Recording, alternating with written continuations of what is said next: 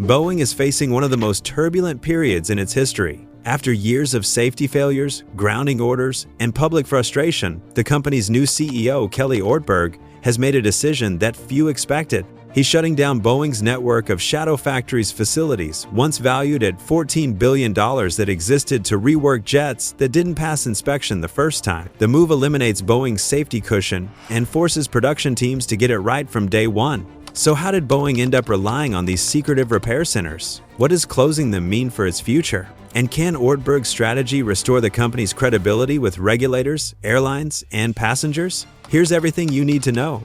The story of Boeing's shadow factories began in the aftermath of the 2019 737 MAX grounding. With hundreds of aircraft sitting undelivered, the company leased large hangars in Moses Lake, Washington, and Everett to carry out rework far from the main assembly lines. What started as an emergency measure to keep deliveries moving soon turned into a long-term operation. Veteran engineers and inspectors filled these spaces, transforming them into full-scale triage centers dedicated to repairing jets that failed initial quality checks. At Moses Lake, the focus was the 737 MAX. Each jet required wiring bundle corrections, software upgrades, and structural inspections under Federal Aviation Administration oversight. Everett became the counterpart for 787 Dreamliners, where teams handled fuselage joint misalignments, composite skin patches, and cabin rework. Both sites became necessary but reflected deeper issues inside Boeing's production system. Thousands of mechanics were reassigned from core assembly lines, slowing new builds and reinforcing a culture that valued short-term output over long-term precision. The financial cost was immense. Boeing's SEC filings listed billions in expenses under abnormal production costs, much of it tied directly to these offline repair operations. On the factory floor, priorities shifted from accuracy to speed. Management's focus on delivery targets overshadowed consistent quality control, and over time, the phrase "deliver first, fix later" became a familiar saying among line workers. Among employees, the term shadow line became common. Many called these facilities aircraft hospitals, a blunt acknowledgement of how normal post-production repairs had become. By 2023, Moses Lake and Everett together managed more than 200 aircraft, forming Boeing's largest offline operation in decades. The setup no longer looked temporary. It had evolved into an institutional part of Boeing's workflow. Outside the company, the perception was damaging. Regulators and journalists treated the shadow factories as evidence that Boeing's quality systems were no longer reliable. Each jet that passed through these facilities was seen as proof that the company had lost control of first-time accuracy.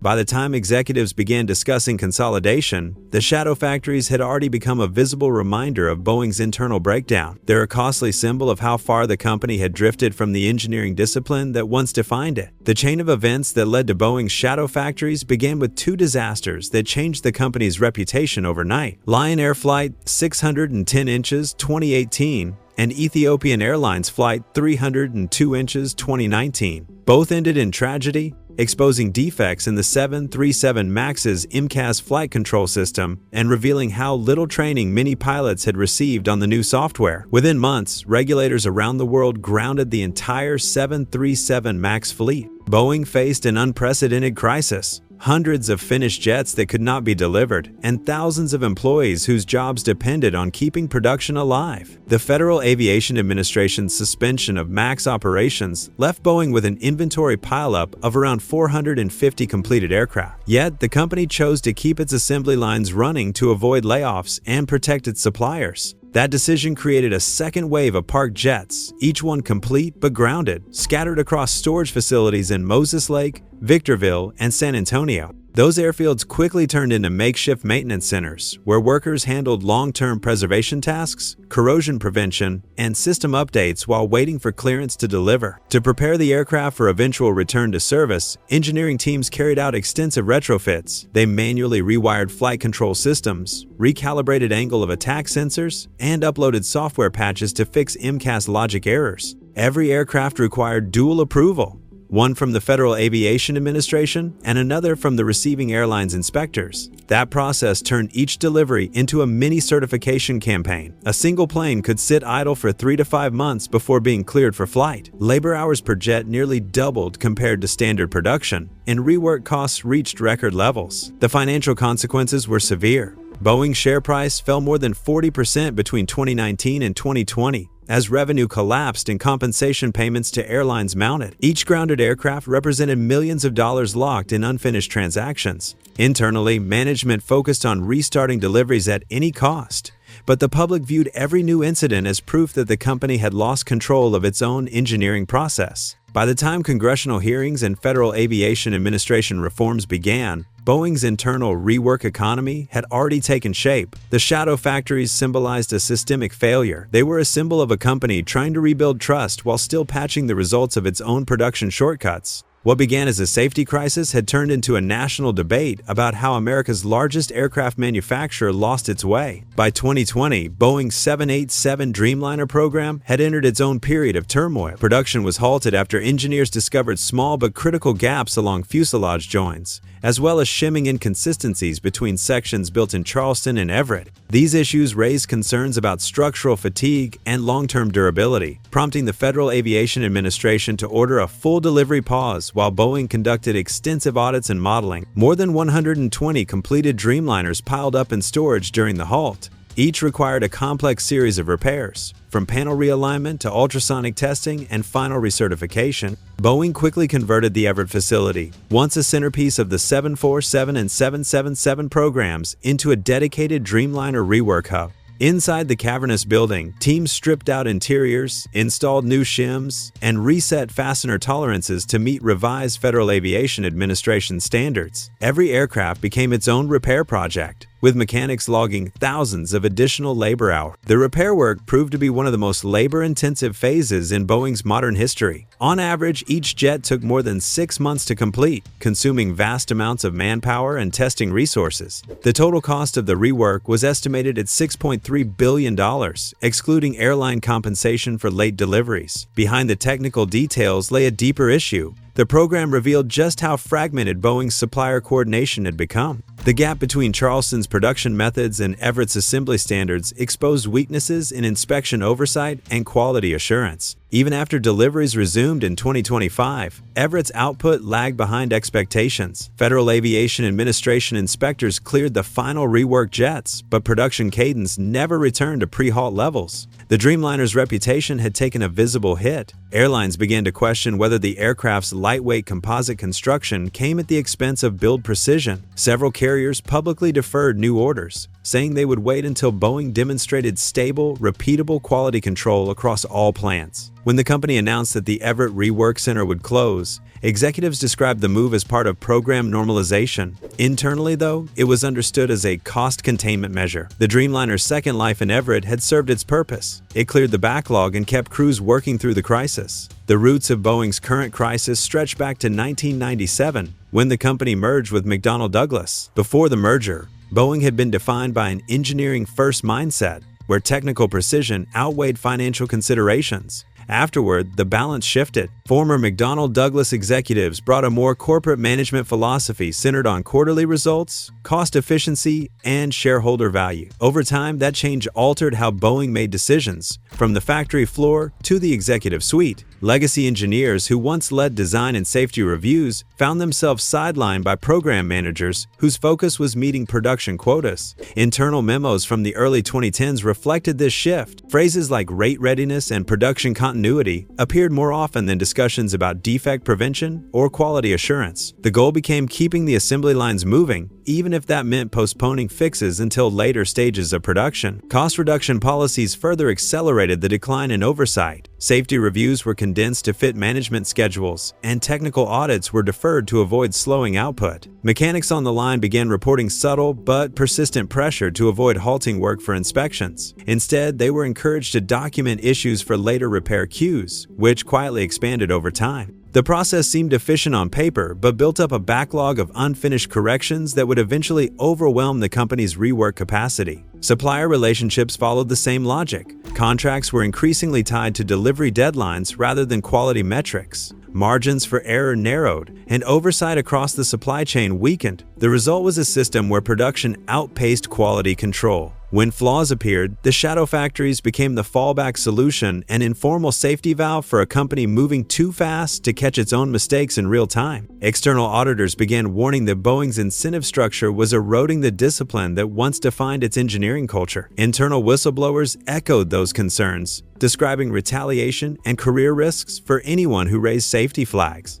These accounts eventually reached regulators and Congress, both of which cited cultural reform as critical to Boeing's long-term credibility. The merger that once promised synergy between two aerospace giants had instead blurred Boeing's identity, replacing its historic reputation for precision with a culture of speed, cost-cutting, and crisis management. In 2023, Boeing's internal troubles reached a new level of public scrutiny when Sam Mohawk, a quality inspector at the Renton plant, filed a detailed report alleging that defective parts were being installed on 737 MAX jets. His claims described fabricated documentation, reused components that had been previously scrapped, and pressure from supervisors to keep the assembly line moving regardless of compliance. The report painted a picture of a production environment where speed routinely outweighed safety. After submitting his concerns through official channels, Mohawk was quietly removed from his inspection duties. Within weeks, the Federal Aviation Administration obtained his evidence and forwarded it to congressional oversight committees. The ensuing investigation triggered a media storm, reviving public debate about Boeing's safety culture and corporate accountability.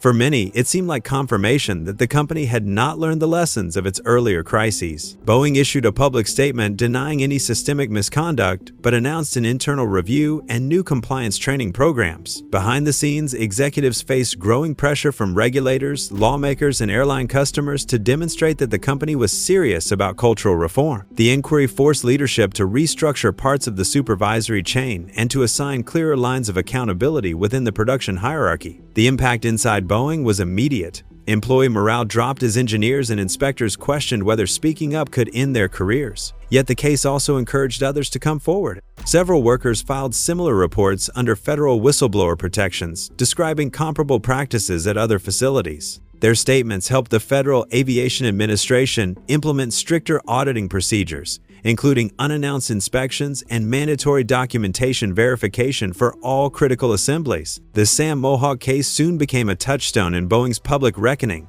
It exposed how deeply procedural shortcuts had embedded themselves into everyday production and how fragile the company's internal checks had become. When Kelly Ortberg later spoke about his plan to reset integrity in the production system, many industry observers linked that phrase directly to Mohawk's testimony. In mid-2023, Boeing's largest supplier, Spirit AeroSystems, entered a bitter labor dispute that paralyzed production for nearly 2 months. The Wichita-based company, responsible for manufacturing 737 MAX fuselages and major 787 structural assemblies, saw more than 6,000 machinists walk off the job over pay disagreements and ongoing safety concerns. The strike caused a 7-week shutdown that rippled across Boeing's entire supply chain. With unfinished fuselages stranded in Kansas and delayed shipments piling up, Boeing reported an estimated $5.5 billion financial impact from the disruption. When work resumed, the problems only deepened. Inspections of newly delivered fuselage sections revealed misaligned holes, uneven fittings, and incomplete fastener installations.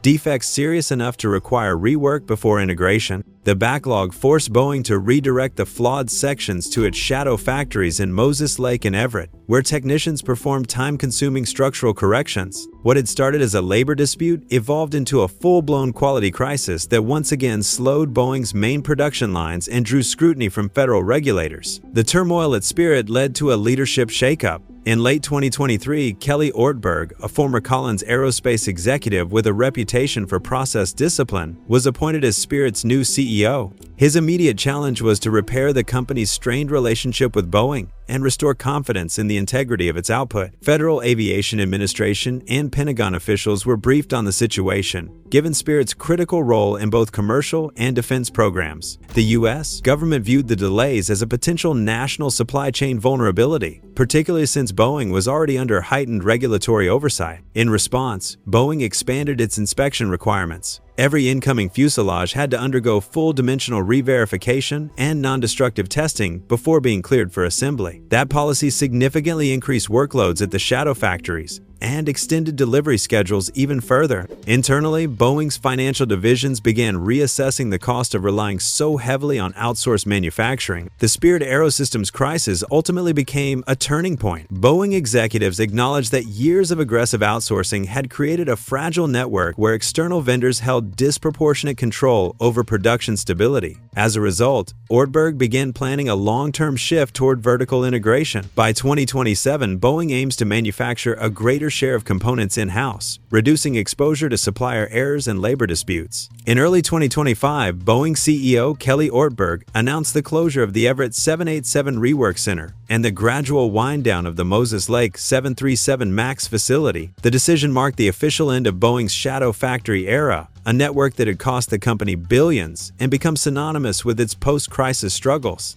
Ortberg framed the move as the completion of Boeing's recovery phase, a signal that production quality had improved enough to bring all assembly and inspection work back under primary factory control. An internal memorandum described the closures as part of a consolidation strategy to eliminate redundant labor, streamline oversight, and redeploy experienced mechanics to the main production lines and the 777X program. Publicly, Ortberg's message was one of restored confidence. He emphasized that Boeing no longer needed parallel repair sites because its core processes had matured. Regulators cautiously welcomed the shift but kept existing output caps in place, limiting 737 MAX production to 38 units per month until further audits verified stability. Financial analysts pointed to the economic upside of the decision. Closing the shadow facilities would reduce fixed costs, simplify management layers, and free up roughly $14 billion in property and equipment for reallocation. Yet critics warned that the closures also removed a critical safety buffer. If defects reemerged on the main line, Boeing would have no secondary network to absorb the fallout, meaning future quality lapses would unfold in full public view.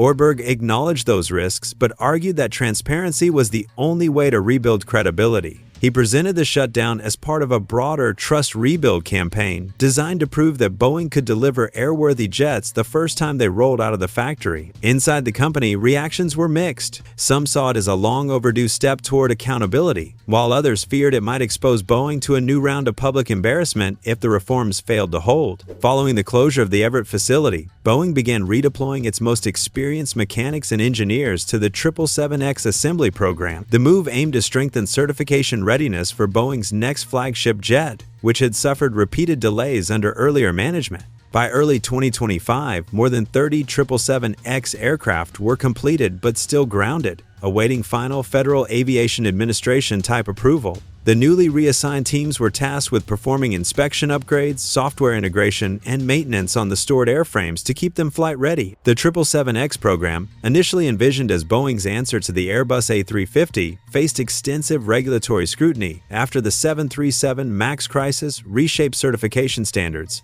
Each system, from flight controls to cabin pressurization, underwent detailed safety evaluations. Those heightened requirements pushed the aircraft's planned entry into service back to late 2026. Ortberg's strategy was to use the workforce from the shadow factories, many of whom had years of hands-on experience with rework and inspection, to ensure every jet met the most rigorous compliance criteria. Industry analysts saw the redeployment as a pragmatic realignment rather than a simple transfer of labor. It allowed Boeing to consolidate expertise under one high-priority program, while avoiding the inefficiencies of idle repair capacity. The expectation was that this reorganization would deliver measurable productivity gains and reinforce the company's message of operational discipline. Internally, Boeing set a modest target to produce 10 777-10 units in the first full year after certification, with gradual scaling in the years that followed. The Federal Aviation Administration and the Department of Defense continued to monitor progress closely, given the aircraft's potential dual-use applications. For Ortberg, success with the 777X had symbolic weight. He wanted it to stand as proof that Boeing's engineering standards could still meet the highest global benchmarks,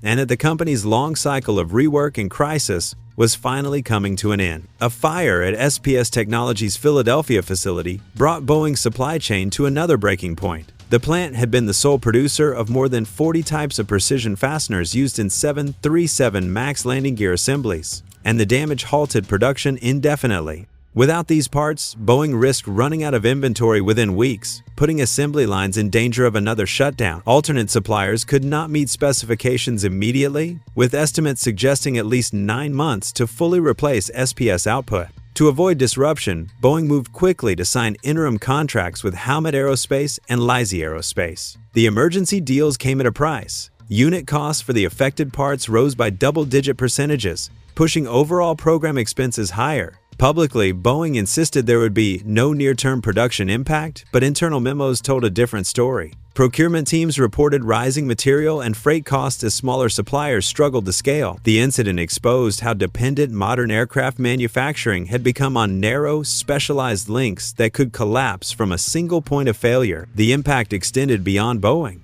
Airbus and Embraer also relied on SPS for certain components, forcing global regulators and trade ministries to revisit the question of supply chain diversification. At the same time, lingering U.S. tariffs on European metals under the Trump administration further distorted pricing, complicating recovery efforts. Analysts describe the event as a real-world stress test for Boeing's post-crisis operations, one that showed modest resilience but little financial flexibility. Production ultimately continued, though at slimmer margins and under tighter oversight from investors. For CEO Kelly Ortberg, the message was clear. Boeing could no longer rely on fragile supplier networks to sustain its recovery. Rebuilding in-house component capacity became not just a goal, but a necessity for long-term stability. Boeing's latest financial reports painted a mixed picture of progress and lingering strain. The company continued to absorb the cost of rework, fines, and supply disruptions that had piled up over several turbulent years. Even as deliveries increased, the commercial airplanes division remained 14% below its pre-pandemic revenue levels. Cash flow became the central focus for investors, who tied their expectations to the gradual stabilization of the 737 MAX and 787 Dreamliner programs. Closing the shadow factories helped cut overhead, saving an estimated $1.1 billion annually, though the gain was partly canceled out by severance payments and relocation costs for affected staff. Credit rating agencies were not convinced by the early signs of recovery, warning that Boeing still faced significant execution risk as it attempted to normalize production across multiple platforms. The company's challenge was clear: to deliver consistently without falling back into the pattern of costly fixes that had defined its recent history. Meanwhile, Airbus continued to extend its lead, delivering 497 aircraft compared to Boeing's 291 inches the previous year, the widest delivery gap in a decade and a half. Frustration from major customers added to the pressure. Airlines like Southwest and Ryanair began reconsidering future fleet orders after facing repeated delays, while leasing companies downgraded residual values on Boeing jets, narrowing the gap between purchase price and long-term return. Wall Street's reaction remained cautious. Boeing's share price showed a mild recovery, driven by optimism surrounding the upcoming 777X program, but analysts warned that confidence would fade if production milestones slipped again. Ortberg pointed to the company's 5,500 aircraft backlog, valued at $521 billion, as proof that long-term demand remained strong. Yet even he acknowledged that demand alone meant little without consistent execution, a challenge Boeing still had to prove it could meet. Boeing's decision to dismantle its shadow factory network marks both an end and a test. After years of rework and crisis management, the company is betting everything on clean production lines and restored credibility. Success would signal a long-awaited cultural reset. Failure would expose that the problems ran deeper than facilities. The next few years will decide whether Boeing's rebuild is real or cosmetic. Subscribe for more aviation deep dives on Boeing, Airbus, and the changing face of global flight.